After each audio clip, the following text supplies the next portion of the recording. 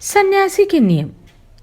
व्यास जी कहते हैं, द्विजवरों, इस प्रकार आश्रम में निष्ठा रखने वाले तथा नियमित जीवन बिताने वाले सन्यासियों के लिए फल मूल अथवा भिक्षा से जीवन निर्वाह की बात कही गई।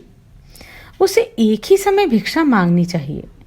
अधिक भिक्षा के संग्रह में आसक्त नहीं होना चाहिए, क्योंकि भिक्षा में आसक्त होने वाला सन्यासी विषयों में भी आसक्त हो जाता है। 7 घरों तक भिक्षा के लिए जाए, यदि उनमें ना मिले तो फिर ना मांगे।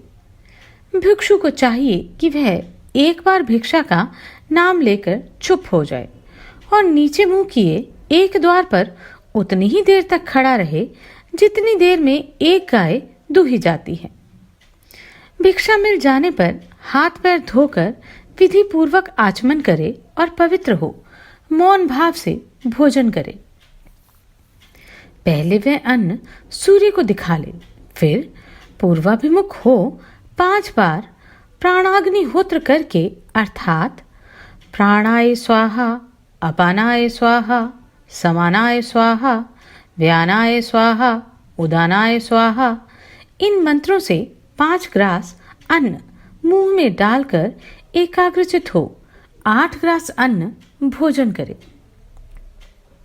भोजन के पश्चात आचमन करके भगवान ब्रह्मा जी एवं परमेश्वर का ध्यान करे। तुम्बी, लकड़ी, मिट्टी तथा बांस, इन्हीं चारों के बने हुए पात्र सन्यासी के उपयोग में आते हैं। ऐसा प्रजापति मनु का कथन है।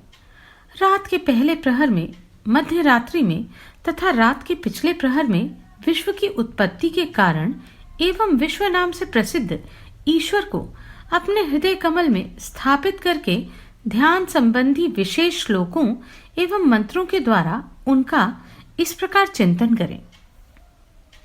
परमेश्वर संपूर्ण भूतों की आत्मा, अज्ञानमय अंधकार से परे विराजमान, सबके आधार, अव्यक्त स्वरूप, आनंदमय, ज्योतिर्मय, अविनाशी, प्रकृति और पुरुष से अतीत, आकाश की भांति निर्लेप, परम कल्याणमय, समस्त भावों की चरम सीमा, सबका शासन करने वाले तथा ब्रह्म रूप हैं। तदंतर प्रणव जप के पश्चात आत्मा को आकाश स्वरूप परमात्मा में लीन करके उनका इस प्रकार ध्यान करें। परमात्मा देव सबके ईश्वर, हृदय आकाश के बीच विराजमान, समस्त भावों की उत्पत्ति के कारण, आनंद के एकमात्र आधार तथा पुराण पुरुष श्री विष्णु हैं। इस प्रकार ध्यान करने वाला पुरुष भव बंधन से मुक्त हो जाता है।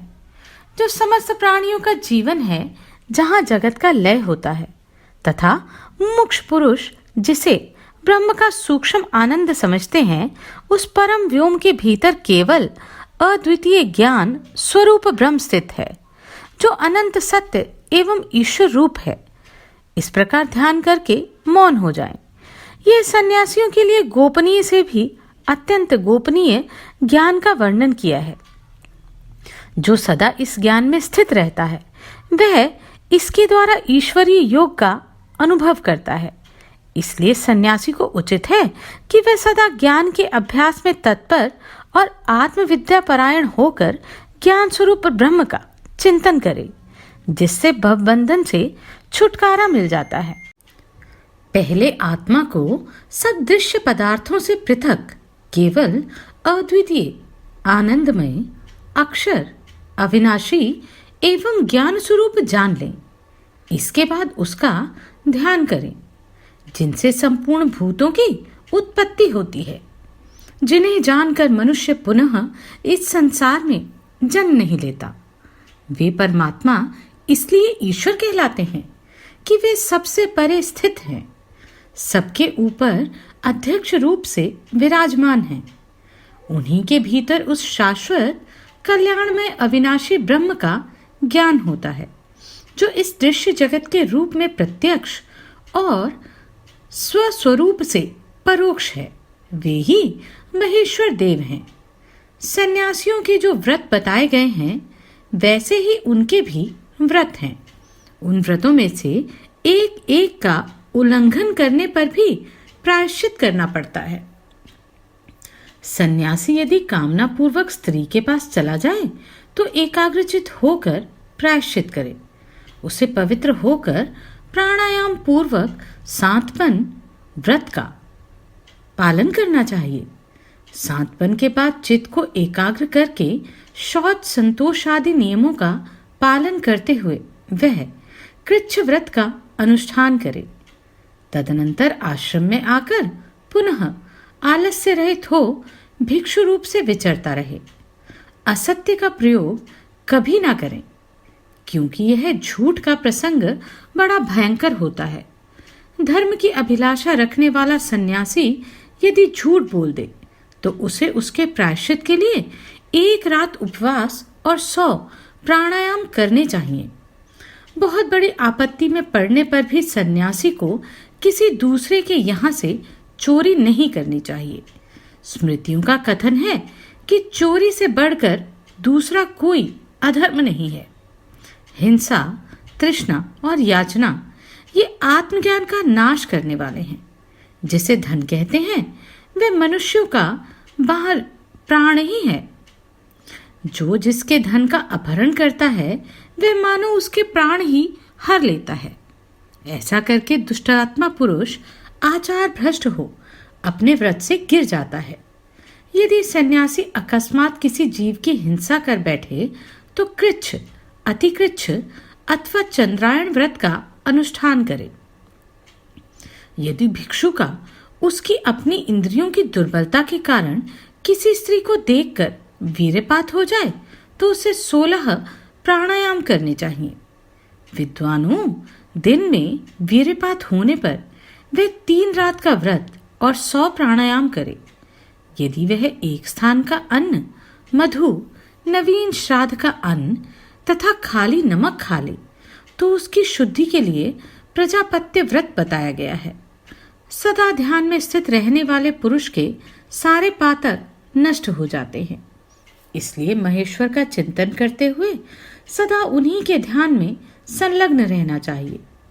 जो परम ज्योति स्वरूप ब्रह्म, सबका आश्रय, अक्षर, अव्यय, अंतरात्मा तथा परब्रह्म है, उन्हीं को भगवान महेश्वर समझना चाहिए। ये महादेव जी केवल परम शिव रूप हैं। ये ही अक्षर, अद्वैत एवं सनातन परम पद हैं। वे पद स्वप्रकाश स्वरूप हैं। ज्ञान उनकी संज्ञा है। वे ही आत्मयोग रूप तत्व हैं। उनमें सबकी महिमा प्रतिष्ठा होती है, इसलिए उन्हें महादेव कहा गया है। जो महादेव जी के सिवा दूसरे किसी देवता को नहीं देखता, अपने आत्मा स्वरूप उन महादेव जी का ही अनुसरण करता है, वह परम पद को प्राप्त होता है। जो अपने को उन परमेश्वर से भिन्न मानते हैं, वे उन महादेव जी का दर्शन नहीं पाते। उनका परिश्रम व्यर्थ हो जाता है। एकमात्र परब्रह्म ही जानने योग्य अविनाशी तत्व हैं। वे ही देवादिदेव महादेव जी हैं। इस बात को जान लेने पर मनुष्य कभी बंधन में नहीं पड़ता। इसलिए सन्यासी अपने मन को वश में करके नियम पूर्वक साधन में लगा रहे तथा शांत भाव से महादेव जी के शरणागत होकर ज्ञान योग में तत्पर रहे। सांत व्रत में गोमूत्र, गोबर, गाय का दूध, गाय का दही, गाय का घी और कुश का जल, इन सबको मिलाकर पी लें तथा उस दिन और कुछ भी ना खाएं। फिर दूसरे दिन 24 घंटे उपवास करें। यह 2 दिन का सांतपन व्रत होता है। यदि उपर्युक्त 6 वस्तुओं में से एक एक को एक एक दिन खाकर रहें और 7वें दिन उपवास करें तो यह कृच्छ या महासांतपन व्रत कहलाता है। 3 दिन प्रातः, 3 दिन शाम को और 3 दिन बिना मांगे 1-1 ग्रास अन्न खाएं और अंत में 3 दिनों तक उपवास करें। यह अतिकृच्छ व्रत है। चंद्रायण व्रत कई प्रकार का होता है। एक वृद्धि क्रम से किया जाता है और दूसरा ह्रास क्रम से।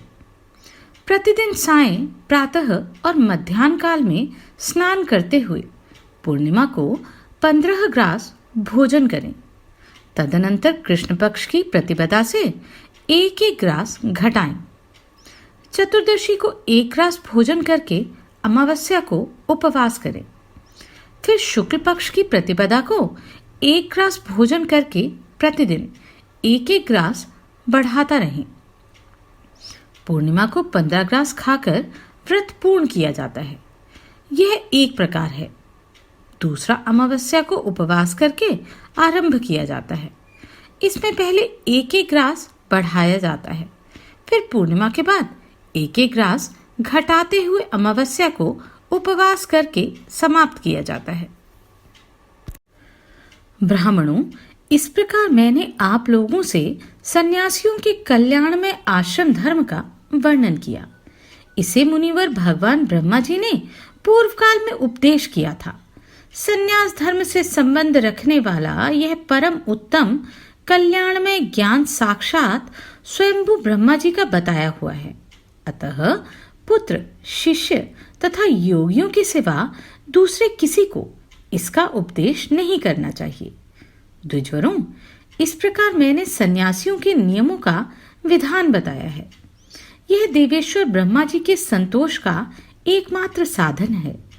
जो मन लगाकर प्रतिदिन इन नियमों का पालन करते हैं, उनका जन्म अथवा मरण नहीं होता।